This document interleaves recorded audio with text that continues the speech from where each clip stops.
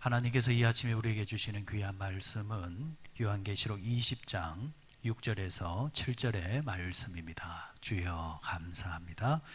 계시록 20장 6절 7절 말씀 봉독해 드립니다. 이 첫째 부활에 참여하는 자들은 복이 있고 거룩하도다. 둘째 사망이 그들을 다스리는 권세가 없고 도리어 그들이 하나님과 그리스도의 제사장이 되어 1000년 동안 그리스도와 더불어 왕노릇하리라. 1000년이 참에 사탄이 그 옥에서 놓여. 오늘 계시록 20장 6절 7절 말씀을 우리가 함께 보면서 천년왕국이라는 그런 제목으로 천년왕국에 대해서 함께 말씀을 나누도록 하시겠습니다. 요한계시록 20장은 성경에서 유일하게 천년왕국에 대해서 언급을 하고 있습니다. 20장을 시작할 때 1절을 이렇게 말씀하셨죠. 또 내가 보내 천사가 무저갱의 열쇠와 큰 쇠사슬을 그의 손에서 가지고 하늘로부터 내려와서 이렇게 말씀을 하고 있습니다. 그리고 2절에 가서 용을 잡았다 했습니다. 사탄을 잡았다 했습니다. 그러니까 하나님께서 천사를 내려보내셔서 지옥의 열쇠를 가지고 내려보내셔서 이 용을 잡아서 사탄을 잡아서 결박해 가지고 무저갱에 집어넣는다라는 말씀입니다. 몇 년 동안? 1000년 동안이라는 겁니다. 그리고 오늘 본문 7절에 보시면은 7절의 말씀에 1000년이 참에 사탄이 그 옥에서 놓였다 했습니다. 그러니까 이 옥에 사탄이 갇혀 있는 기간이 1000년이 된다라는 이제 말씀이 되어지겠죠. 자, 그러면은 사탄이 사람의 마음을 충동질하고 사람을 유혹해서 미혹해서 죄를 짓도록 만드는 이 사탄이, 용이, 마귀가 1000년 동안 이 감옥에 갇혀 있게 되어지니까 그러면은 이 세상이 어떻게 됩니까? 지상 낙원이 된다라는 것입니다. 죄를 만들어내는, 죄를 부추기는, 죄의 시작이라 할 수 있는 마귀가 1000년 동안 이 세상에서 더 이상 활동할 수가 없게 되니까 그야말로 이 세상은 지상 낙원이 된다는 것이죠. 바로 이 기간 동안을 일컬어서 천년왕국이라 이렇게 이제 말을 하게 되어집니다. 그런데 이 천년왕국이라는 이 천년왕국론은 지금까지 우리 그리스도인들에게 많은 논란을 준 것이 사실입니다. 해석의 문제입니다. 이 천년왕국에 대해서 어떻게 해석을 해야 하는가? 과연 이 지상이 1000년 동안 지상 낙원을 이룰 수 있단 말인가? 여러 가지 의문점을 또 동시에 제시하기 때문에 이 해석의 문제로 인해서 많은 논란을 키워왔던 것이 사실입니다. 초기 이제 그리스도인들은 이 말씀에 대해서 문자 그대로 받아들였고 믿었습니다. 자, 그러니까 얼마 있지 않으면은 예수님께서 재림하게 되실 것이고, 그리고 사탄은 결박될 것이고, 그리고 그들은 무저갱에 들어가게 될 것이고, 이 지상에는 그야말로 지상 낙원이 이루어지게 될 것이다. 이사야 선지자가 이렇게 예언을 했죠. 독사굴에 손을 넣어도 물리지 아니하고 사자굴에 사자와 어린 양이 함께 풀을 뜯어 먹고 있고 그야말로 완전한 평화 시대가 이 땅에 이루어진다라는 그런 상징적인 이제 말씀을 예언했지 않습니까? 그러니까 그런 이제 말씀과 같이 이 지상이 정말 그렇게 이제 된다라는 것입니다. 나아가서 사람들은 또 그렇게도 생각을 했었습니다. 이제 사람이 죄를 짓지 아니하니까 창세기 시절 때 나왔던 사람들의 인간 수명이 급속도로 이제 또 늘어나게 될 것이다. 무도셀라처럼 900세가 넘게 사람들이 또 살 수 있게 될 것이다. 왜냐? 지상 낙원이 만들어졌기 때문이다. 이렇게 초기 그리스도인들은 문자 그대로 받아들였고 믿었다는 것이죠. 그런데 중세에 와서 천년왕국에 대해서 회의를 가진 사람이 이제 등장을 하게 됩니다. 그 유명한 신학자 어거스틴이 이 부분에 있어서 제동을 이제 걸게 되어집니다. 어거스틴은 이 천년왕국을 문자 그대로 받아들여서는 안 된다. 이 천년왕국이라는 말은 하나님의 말씀으로 복음이 전파되어지는 신약 시대, 바로 이 신약 시대 하나님의 말씀이 증거되어지는 이 시대가 천년 왕국이라 이렇게 주장을 했던 것입니다. 그럼 지금까지 이 천년 왕국에 대해서 지금까지 기독교는 어떤 주장이 있었을까? 크게 세 가지 주장이 있었습니다. 먼저는 후천년설이고, 두 번째는 전천년설이고, 세 번째는 무천년설입니다. 먼저 후천년설입니다. 이 후천년설은 복음이 계속해서 증거가 되어지고 땅끝까지 복음이 전파가 되어지면 온 세상이 이제 성시화가 된다라는 것이죠. 우리가 살고 있는 이 도시가 성시화가 되게 해 주옵소서. 모든 사람들이 복음을 받아들일 수 있도록 해 주옵소서. 우리 성시화를 위해서 기도하지 않습니까? 똑같은 개념으로 지구상에 있는 모든 그리스도인들이 교회가 열심히 이제 복음을 전해서 이 세상 전체가 성시화 되어지면은 그때 예수님께서 재림을 하신다라는 이야기죠. 자, 그러면 여러분 의문점이 하나 있습니다.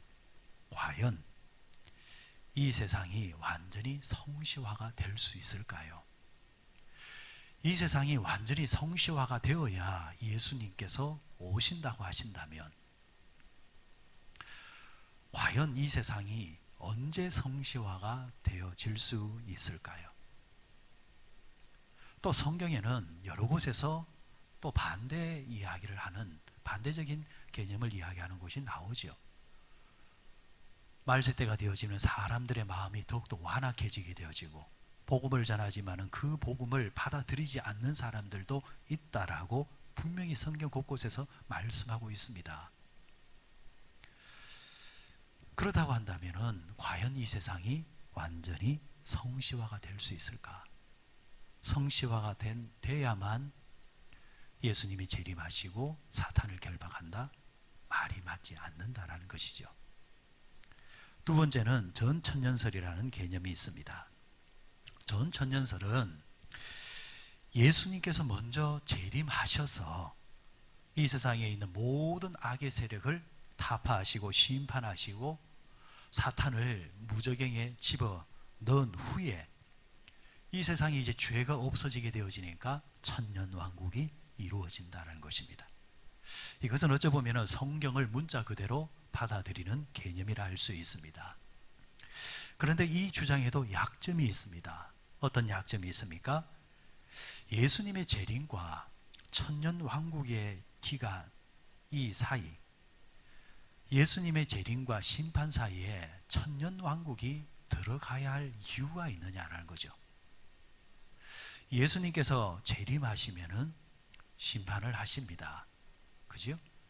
첫째 사망이 있고 둘째 사망이 없는 그런 이제 여러 이제 심판들이 계시록에서 나왔던 말씀들이 이제 그대로 성취될 겁니다. 그런데 그 사이에 천년 왕국이 들어가야 할 이유가 있느냐라는 거죠. 조금 더 쉽게 설명해 드리면은 예수님께서 재림하셨습니다. 그리고 악의 세력을 다 심판하셨습니다. 그러면은 믿는 자들을 어떻게 하십니까? 믿는 자들을 이 지상에 천년 동안 두신 후에 천국에 데려가야 될 이유가 없는 거지요. 예수님께서 재림하셨으면 믿지 않는 자들은 심판하실 것이고 믿는 자들은 하나님 나라에 우리를 데려가실 것이고 그런데 굳이 그 가운데 천년이라는 지상의 시간을 둬야 하는 이유가 없다라는 것입니다. 이것이 전천년설의 허점이라는 겁니다. 세 번째 개념이 있습니다. 세 번째 개념은 무천년설이라는 개념입니다. 이 무천년설은 이렇게 말을 합니다. 하늘에서 내려온 천사에 의해서 사탄이 이제 결박이 되어지고 천년 왕국은 상징으로 보아야 한다는 겁니다. 그러니까 천년 왕국은 하나의 상징이지 천년 왕국이라는 것은 존재하지 않는다는 겁니다. 앞서 나왔던 후천년설 그리고 전천년설들은 다들 약점이 있었습니다. 그러니까 그 약점들이 설명이 되지 아니하니까 이제 무천년설을 주장하는 사람들은 천년 왕국은 상징적으로 성경에서 말씀하신 것이고 하늘에서 내려온 천사에 의해서 사탄이 결박되고 그리고 바로 심판으로 이어져서 천년 왕국 없이 그 다음으로 바로 진행이 된다라는 말입니다. 이들은 지금이 바로 복음이 왕성하게 전파되는 시기이기 때문에 바로 지금이 천년 왕국의 개념으로 이해할 필요가 있다라고 말을 하고 있습니다. 이때 우리는 진리로 악의 세력을 물리치는 영적인 승리를 거두게 되어지고 하나님의 질서를 회복하는 모습들이 세상 곳곳에서 나타나게 된다는 것이죠. 복음이 없는 곳에 복음이 들어가게 되어지고 말씀이 없는 곳에 말씀이 들어가게 되어지면은 자동적으로 악한 세력들이 이제 결박되어져 나간다라는 것입니다. 이때 하나님의 보좌 우편에 앉아 계신 예수님께서는 우리가 얼마든지 이길 수 있도록 배후에서 무한대로 우리에게 힘을 공급해 주신다는 것입니다. 그래서 이런 주장들은 천년 왕국을 인정하지 않기 때문에 그것을 하나의 상징으로 생각하기 때문에 무천년설이라 이렇게 말을 합니다. 결국 여러분, 이 천년 왕국을 문자 그대로 받아들일 건가 아니면은 상징적으로 받아들일 건가? 예수님이 오신 이후에 천년 왕국이 시작되는 건가? 아니면은 천년 왕국 이후에 예수님께서 심판하시고 또 우리를 천국으로 데려가실 것인가?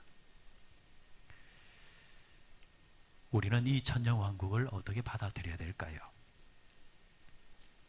결국 이 천년 왕국은 정답은 없는 듯합니다.